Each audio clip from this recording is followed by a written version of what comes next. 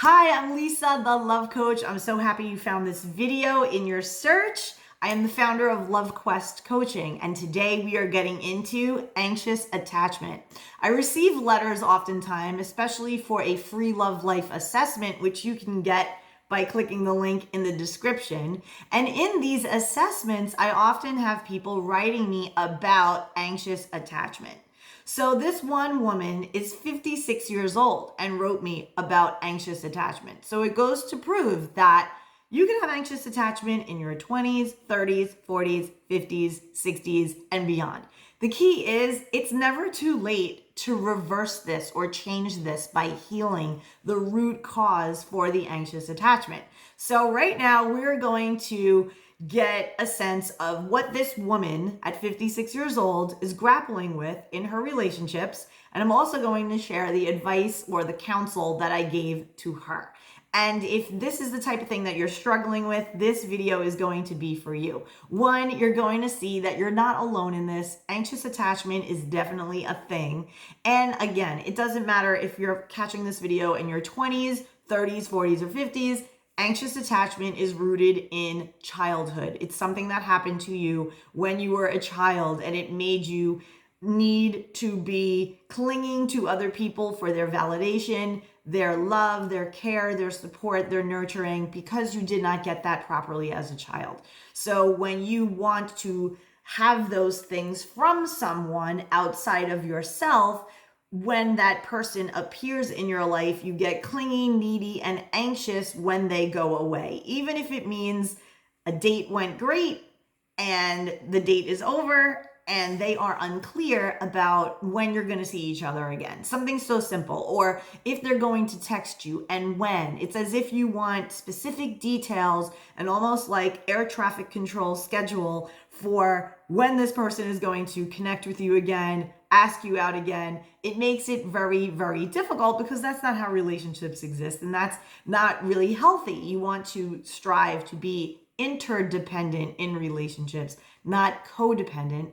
And oftentimes people who struggle with anxious attachment, as I once did, we have these issues, and it makes it very difficult to maintain healthy, stable relationships and feel good while we're in our relationships, right? You want to feel good when you're in a relationship. You don't want to be freaking out and overthinking and rereading the text messages that they sent you from the beginning of time so that you could kind of make these conclusions that settle your nervous system. So let's get into what my friend here, we'll call her Annie, sent in a letter. And so she said that she met a really great guy and she doesn't want to mess it up. She admits that she gets anxious when they part ways, and she has no idea when they'll next see each other. And she realizes that she needs to be focusing on herself, but these thoughts, this overthinking is always nagging at her. She goes on to say that she doesn't even know how to communicate in a healthy manner with her partner. This is a pattern that she's had throughout her life. And she doesn't know how to express herself effectively when she's having an issue or has like a bone to pick or something is bothering her. And so she tends to walk on eggshells and get really anxious about expressing her truth, and more so expressing her feelings and what it is that she thinks is happening, her perspective on the relationship and this particular thing that isn't working for her.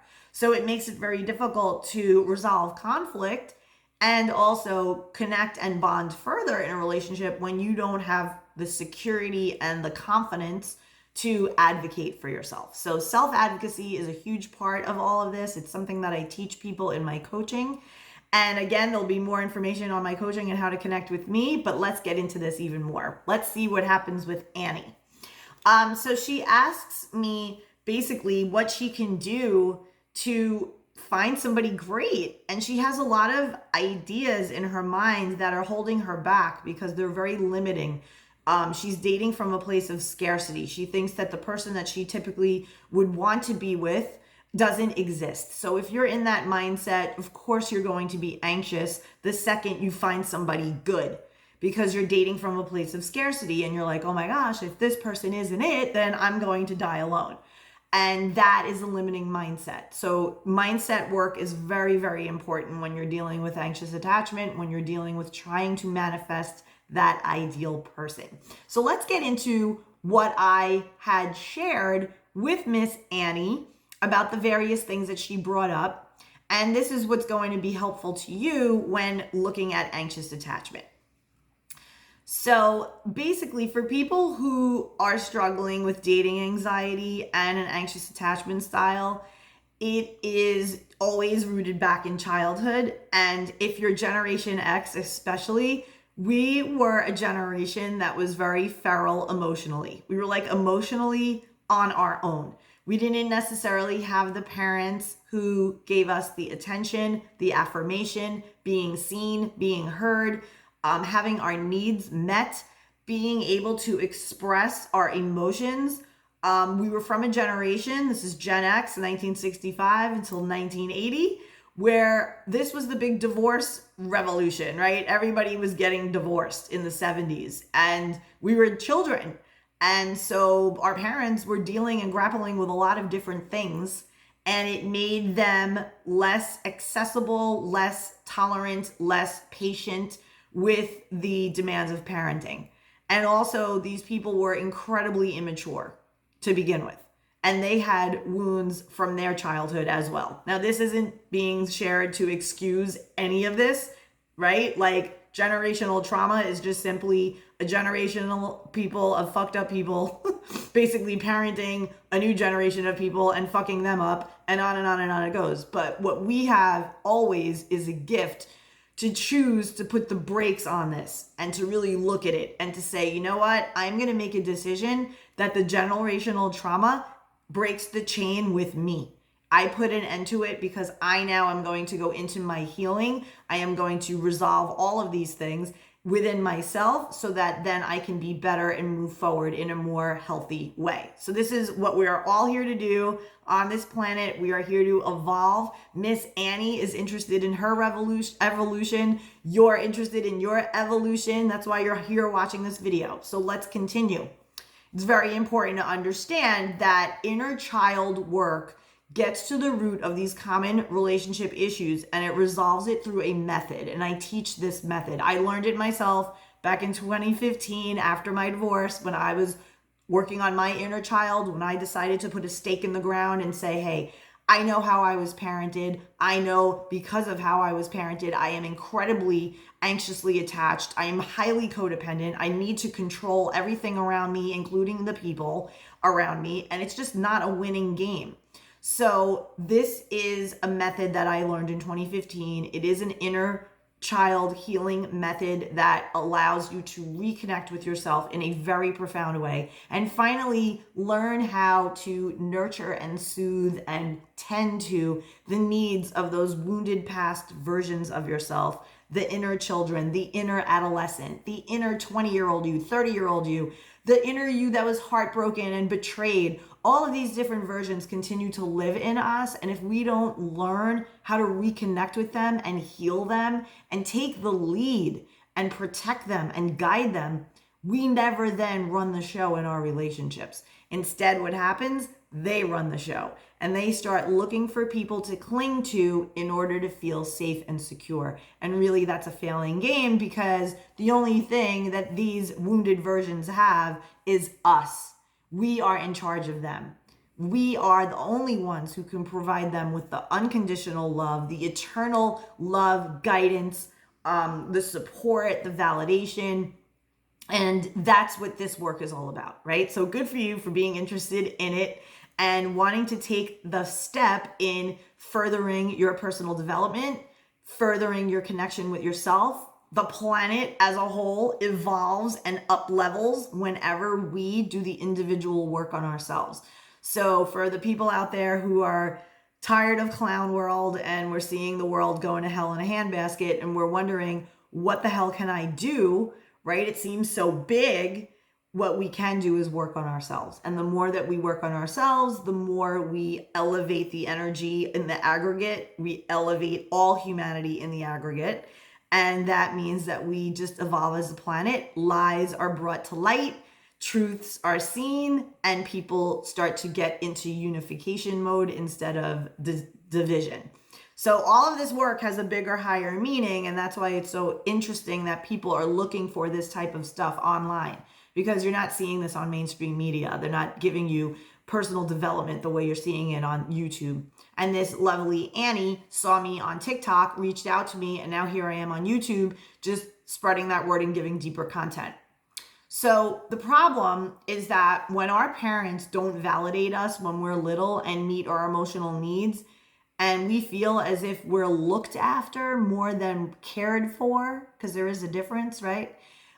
We grow up unable to communicate needs in a healthy way in our relationships. We tend to bottle things up and question, is this a big deal? Should I be upset about this? And we doubt ourselves and we don't know how to express. And then what happens is something simple happens and it's a tidal wave of rage and resentment and like, oh my God, you didn't clean this thing and I wanted you to clean this thing. And then it's like 5 months of anger and crap that you're puking on this person instead of learning how to take up each issue and understand how conflict resolution works. So I had to learn all of this stuff. I was once highly codependent, highly anxiously attached.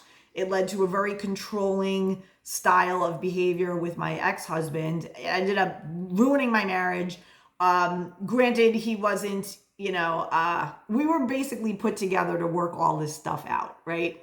And we were married for 17 years and we definitely are still like family. We look at each other like the ones that were soulmates in that we had to help each other to heal. We had to help each other face certain things and heal. And it was just really deep and really difficult, but we both did it. And now we're on to new relationships. I'm remarried and I am able to be a totally different woman in my marriage. And that's why I do this work, because who you were at 27 and 25 and 30 and when you got married back then, and maybe your marriage has ended in divorce because you're noticing these things about you that have yet to be healed. I set forth to help people to heal them because you can continue on. You can find love again. I met my husband when I was 50. I'm now 53. He's turning 59. You can have a whole healed self and reemerge healed, whole, and happy so that you can bring that wise person to another person and thrive in a relationship. And handling the anxious attachment and the codependency and the inner child is the key to that. So what happens is there are two versions of you operating simultaneously. The adult you, who is the woman who's watching this video right now, or man, the adult you, the true you, the one who has the wisdom, the one who knows that things are not right. And then there's the wounded inner child or the wounded past version of you who is running the show in all of your relationships, the one who is making the decisions, right? And this wounded version of you is looking outside of you for the love, the care, the validation, the attention, the support, the praise, the guidance that only you can provide. So once you learn how to reconnect with your inner child and the past wounded versions of yourself, and then provide them exactly what they need, then it won't matter if any man or woman is with you or not. You'll be emotionally self-soothing, self-reliant. You'll be self-trusting, which is super important. And you'll understand that your true source of your worthiness is eternal and unconditional, and it comes from within, right? So you stop anchoring yourself to people as emotional safety flotation devices and security blankets. You start to take your own security blanket and wrap yourself in it of your own creation. So you start to be a self-regulated, emotionally secure, you know who you are, you know what you need, and you're able to advocate that through boundaries, through clear communication, with a lot of grace. For the women, a lot of feminine energy needs to come into play here. So I go on to explain that while it is great that you focus on yourself and not with your guy, right? Like you're not constantly on the guy. You try to focus on yourself. When you're feeling anxiously attached, you're like, okay, let me go exercise. Let me go clean something. It is a trauma response. So you're kind of just putting a Band-Aid over the thing that's really need to be handled. But the thing is, they feel your anxious energy. So whenever you're in a relationship and you have an anxious attachment style, even if you seem okay, that other person is going to feel that anxious energy, and that's going to repel them because nobody wants to feel smothered, and that just energy of insecurity is very repelling. So that's why it's so important for you to follow through with this work. Get your free love life assessment at my website, lovequestcoaching.com. You can totally start there. And from there, I'll be able to give you specific insights about your type of anxious attachment, what you're going through in your relationships, and you will be able to get started on having a solution finally so that you don't have to be like this anymore. And it's such a good thing to hear, right? Like you see all these videos, like nobody's telling you like, here's how to handle it in 90 days, like done, right? That's what I'm all about. I'm all about efficiency and just here are the tools. Here's how to do it. Here's what to do for yourself on a daily basis, the actual tips and tools, the toolbox of self-care. Like this is what I give people. So the fear of abandonment is rooted in people pleasing also. Like what happens is it's a mindset that says, if I speak my needs, they will discredit me or they will leave me or they will invalidate me. And that creates shame. And so what ends up happening is all of these things funnel into this anxious attachment behavior style. And so one of the things that I do with people is that I take them on this journey through our coaching session. It's actually pretty cool, where we identify a version of them from the past, whether they're a little girl or a teenager, and I teach them how to go back in time as if you're watching this event on a movie, press pause and go back in there and get that kid, get that teenager out of there.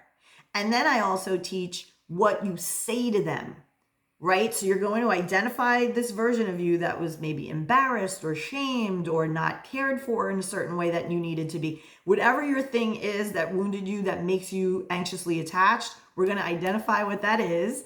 And then we're going to teach you how to break that chain. We're going to teach you how to go to that moment in time, press pause on it, and then insert yourself into that moment as the adult in charge, as the leader, the protector of this little wounded child or adolescent or, past version of you who didn't know any better, made certain decisions because they didn't receive the guidance, but now you're here to take the lead. So for example, I'll get as raw with it with my clients as to say, okay, we're back in your room. You're 14 years old. Your mother just yelled at you to get out of her sight because you answered back because you want to go out with your friends on Friday. And she's saying no for no good reason, just because no. And you're like, Ma, I did great on my studies this week. Like all of my tests came back. I got over 80 on each. I'm like solid in all my grades. Like I'm doing great. You have no problems with me. Why can't I go out with my friends? All we're doing is going to play miniature golf and go get food. Like, what is the deal? I'll be back for my curfew. Like I'm respectful. You have no worries. What is your fucking problem? Right? That's what you want to say. Although if you are like codependent and people pleasing, you will assert for yourself as a kid, but you'll like go to a certain line. And then your parent flips out on you, get out of my sight, I don't want to have this conversation. They just shut you down because the parent could be very narcissistic and or emotionally incapable and immature to deal with certain conversations. So they model for you how to do conflict resolution. So when you're a kid and you have a conflict with your parent, and they don't know how to do conflict resolution and they just send you away or shut you down with the because I said so, that impacts you as you grow older. That impacts how you deal with conflict resolution in relationships. And it also affects how you might shut up, make yourself small, have your needs quiet so that you're people pleasing the other person. So anxious attachment has many, many different like branches to the stem, to the trunk of the tree. And I help clear all that out through this type of work, this inner child work. So let's say hypothetically now, we're going to go to that 14-year-old version of you. You're in your room, you're pissed off, you're blasting your music, and you're just like in your diary or journal, like, my mother's a fucking bitch. She never does this. I hate that they got divorced. Like, you're ranting in your journal, however way you expressed and purged that. And if you did not do that, that's going to store itself in your body. That's going to actually lead to physical ailment if you don't purge those types of emotions and feelings and make sense of them, right? So here we go into the room. We press pause on the remote control. We're watching this movie play out. It's me and adult you, and we're going to go into that room and we're going to get that little girl the hell out of there, because we now recognize as adults that she's being raised by crazy people. These people are insane. They're immature. They come at her in a way that isn't going to nurture her and help her. It's certainly not going to help her learn how to have the skills so that later in life, when she's in relationships, she can advocate for herself and trust her emotions, trust her perspective. She's not going to get gaslit, right? But these people aren't teaching her that. They're teaching her how to be a people pleaser, how to be anxious all the time and searching for people to soothe her instead of learning how to soothe herself. So let's go into that room and get this little girl and bring her to safety, bring her to a space where she feels like she can actually say, here's what I'm afraid of. Here's what I need. This is what I wish my parents told me at this age. This is what I wanted to hear from them, but I never got. And it was as if I was going to an empty well for what I needed. These people couldn't provide it. And so when you go to her, that inner child, that inner teen, and you say, you can tell me anything. You're my precious girl, and I love you so much.